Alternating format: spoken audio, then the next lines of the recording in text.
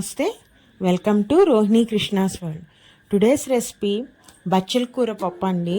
మనము పాలకూర పప్పు, తోటకూర పప్పు ఎంత టేస్టీగా ఉంటుందో బచ్చల కూర పప్పు కూడా అంతే టేస్టీగా ఉంటుందండి. ఈ పప్పు మరి పప్పు చేసుకున్నప్పుడు దానికి సైడ్ డిష్ కాంబినేషన్ ఉండాలి కదా. నేను దానికోసమని బెండకాయ ఫ్రై చేశానండి. ఈ బెండకాయ ఫ్రై కూడా ఎటువంటి జిగురు లేకుండా చాలా ఈజీగా చేసేసుకోవచ్చు. మరి ఈ రెండు కూరలు ఎలా చేసుకోవాలో నేను మీకు చూపిస్తాను. నా కిచెన్లోకి వెళ్ళిపోదాం. కిచెన్లో కన్నా ముందు మన గార్డెన్లోకి వెళ్ళి బచ్చల కూర కోసుకొద్దామండి. చూసారా, ఈ విధంగా బచ్చల కూరని మనము అట్లా కాడలతో సహా ఆకులుగా అలా తెంపేసుకోవచ్చండి. కట్ చేస్తే మళ్ళీ అక్కడి నుంచి కొత్త చిగురు పెట్టుకుంటూ వస్తుంది. మొత్తం కట్ చేయని అవసరం లేదు బచ్చల కూరని. నేను ఈరోజు దుంప బచ్చల కూర కట్ చేస్తున్నాను, తీగ బచ్చలది కాకుండా. వీడియోలో చూపిస్తున్న విధంగా అట్లా కాడలతో సహా అలా కట్ చేస్తుంటే మళ్ళీ కొత్త చిగురు పెట్టుకుంటూ వస్తుందండి. లేకపోతే బచ్చల కూర అనేది ముదిరిపోయి మనకి గింజ పడిందంటే ఇంకా చెట్టు చనిపోతుంది.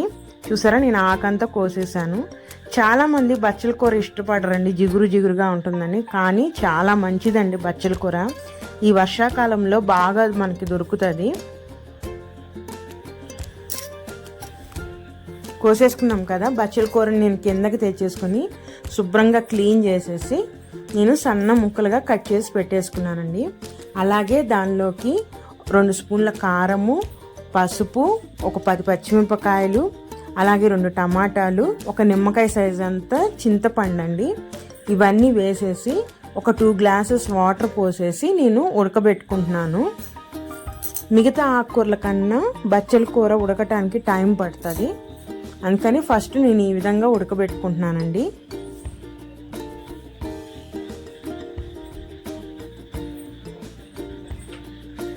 నాకు బచ్చల కూర మొత్తం ఉడకటానికి ఒక 15 నిమిషాలు పట్టింది.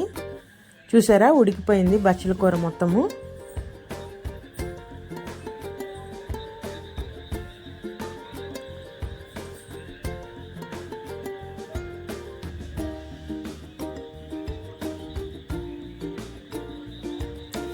స్టవ్ ఆపి చల్లారిపోయిన తర్వాత దాంట్లో వాటర్ అంతా పక్కకు తీసుకొని ఇప్పుడు మెత్తగా మెదుపుకోవాలండి.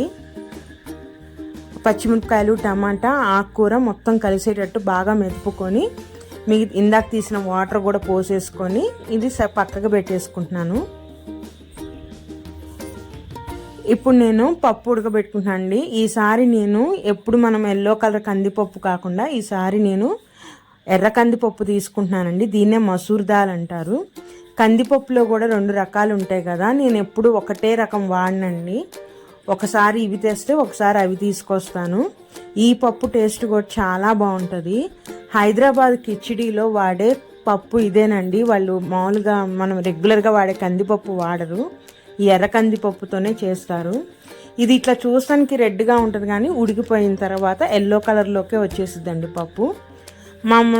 మామూలుగా రెగ్యులర్గా వండుకున్నట్టుగానే నేను 2 గ్లాసుల పప్పు తీసుకొని కడిగేసేసుకొని తగినంత వాటర్ పోసేసుకున్నాను. ఇప్పుడు ఈ పప్పుని మనము ఉడకబెట్టుకున్నామండి. చూసారా, ఉడికిన తర్వాత మామూలు రెగ్యులర్ పప్పు ఏ కలర్లో ఉంటుందో అదే కలర్లో ఉంటుందండి.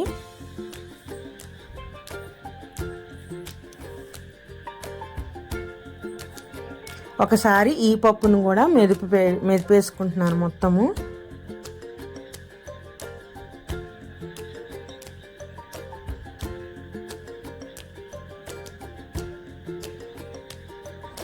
ఇప్పుడు తాలింపు పెట్టుకుంటానండి. నేను ఒక హండీ పెట్టేసుకొని ఆయిల్ వేసుకొని వేడెక్కగానే ఆవాలు, మినప్పప్పు, జీలకర్ర ఇవన్నీ వేసుకొని తాలింపు పెట్టేస్తున్నానండి.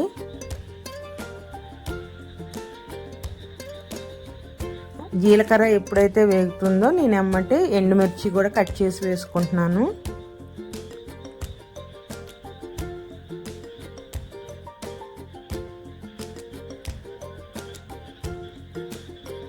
అలాగే 2 రెమ్మల కరివేపాకు,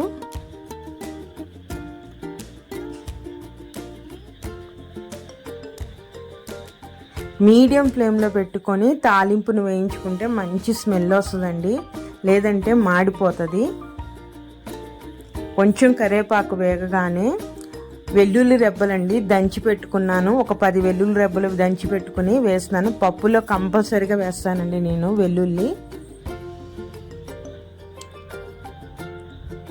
వెల్లుల్లి కూడా వేగగానే ఉల్లిపాయలండి సన్నగా పొడుగ్గా కట్ చేసి పెట్టుకున్నాను. ఉల్లిపాయలు కూడా వేసేసుకొని ఇప్పుడు ఉల్లిపాయలు ఎర్రగా వేగే వరకు మంచిగా వేయించుకోవాలండి.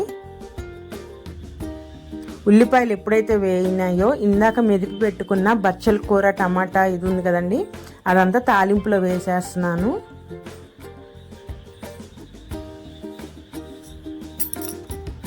నేను ఆకుకూర ఎక్కువగా పప్పు తక్కువగా అలా చేస్తానండి. ఆకుకూర పప్పు అప్పుడు మనము ఎక్కువ క్వాంటిటీలో ఆకుకూర తీసుకోవడానికి ఉంటుంది. అట్లానే పప్పు కూడా మెదిపి పెట్టుకున్నాం కదా, ఆ పప్పు కూడా వేసేసి రెండు బాగా కలిసే వరకు మిక్స్ చేసేసుకుంటున్నాను.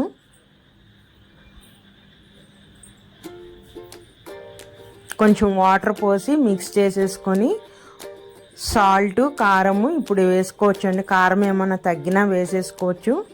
అట్లానే సాల్ట్ కూడా వేసి, నేను ఇంతవరకు సాల్ట్ వేయలేదు కదా, ఇప్పుడు సాల్ట్ వేసేసుకుంటాను.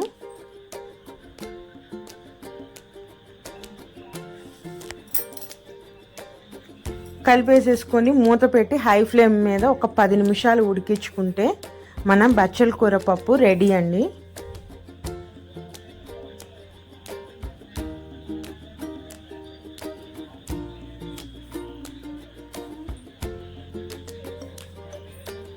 ఇప్పుడు చూసానికి పలుచగా ఉంది కదా, మనం చల్లారిపోయే కొద్దీ పప్పు గట్టి పడిపోతుందా ఉంటుందండి.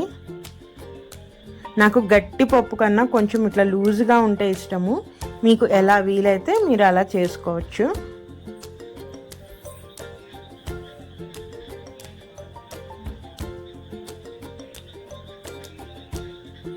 మరి పప్పు చేసుకున్నప్పుడు దానికి సైడ్ డిష్ కాంబినేషన్ కంపల్సరీగా ఉండాలి కదా, మేమైతే కంపల్సరీగా చేసుకుంటామండి. పప్పుతో పాటు ఏదో ఒక కర్రీ ఉంటుంది, ఫ్రై ఐటమ్ కానీ ఏదైనా ఒక కర్రీ కంపల్సరీ ఉండాలి.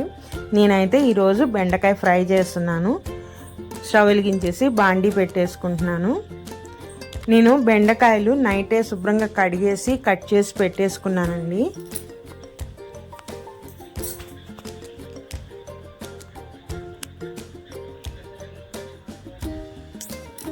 పొద్దున్నే కట్ చేయాలంటే చాలా టైం పడుతుంది, టైం సరిపోదని నేను నైటే ప్రిపేర్ చేసి పెట్టేసుకుంటాను బెండకాయలు అవి.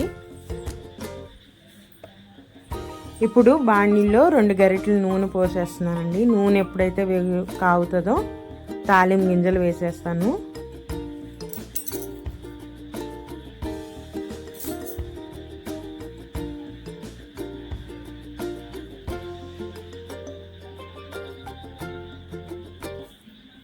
అలానే పచ్చిశనగపప్పు కూడా వేసానండి.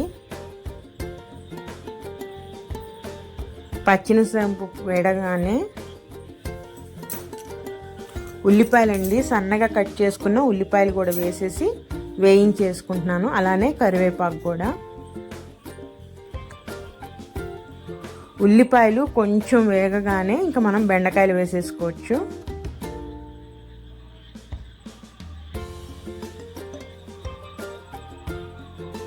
చాలామంది తుడిచి కట్ చేసుకుంటూ ఉంటారండి, ఎందుకంటే జిగురు వస్తుందని. నేనైతే అదేం చేయను.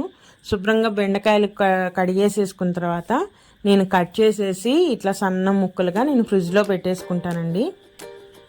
ఒకవేళ అప్పటికప్పుడు చేస్తున్నా సరే నేనేమి బెండకాయలు తోడవను, ఆరబెట్టను.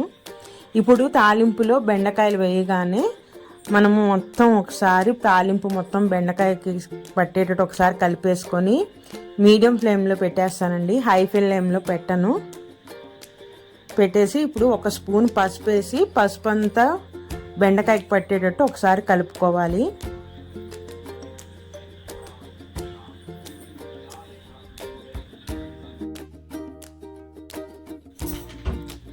మొత్తం బాగా కలిపేసుకోవాలండి. కలిపేసుకొని ఒక 2 నిమిషాల పాటు మనము బెండకాయల్ని వేయించుకోవాలి. మీడియం ఫ్లేమ్లోనే పెట్టుకోవాలండి.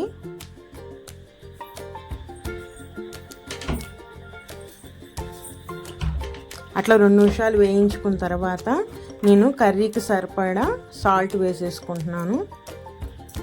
ఇప్పుడు సాల్ట్ వేసుకొని కూడా బాగా కలుపుకోవాలి బెండకాయ అనేది.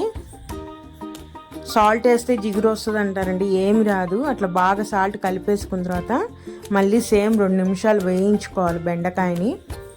ఒక 2 నిమిషాలు అయిన తర్వాత చూడండి కొంచెం మగ్గింది కదా బెండకాయ మొత్తము.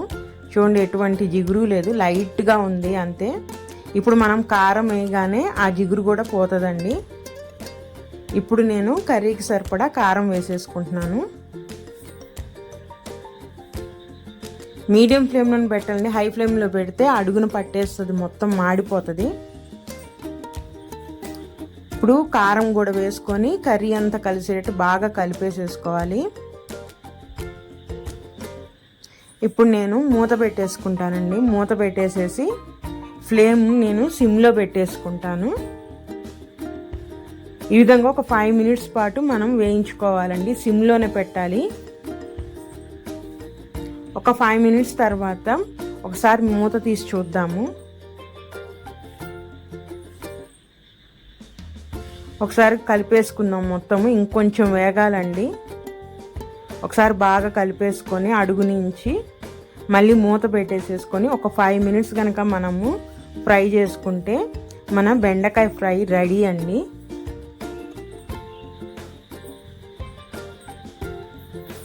ఒక 5 మినిట్స్ తర్వాత చూసారా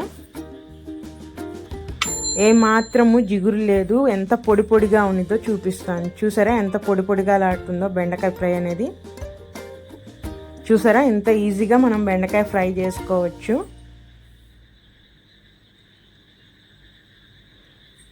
ఈరోజు లంచ్కి అయితే నేను చింత చిగురు పులిహోర చేశానండి.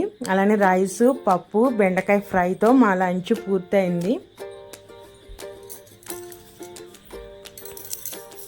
మరి ఇదేనండి ఈరోజు వీడియో. నా వీడియోస్ కనుక నచ్చితే ప్లీజ్ సబ్స్క్రైబ్ చేయండి. అలానే మన గార్డెన్ టు కిచెన్ సిరీస్ కూడా స్టార్ట్ చేస్తాను. డైరెక్ట్గా మన గార్డెన్లో నుంచే ఆకుకూరలు కానీ వెజిటేబుల్స్ కానీ కట్ చేసుకొచ్చి వాటితో ఏం కర్రీస్ చేసానో కూడా మీకు చూపిస్తాను. Please subscribe my channel and like చేయండి, షేర్ చేయండి. మరి ఉంటానండి, మరొక మంచి వీడియోతో మళ్ళీ మీ ముందుకు వస్తాను. ఉంటాను, బాయ్.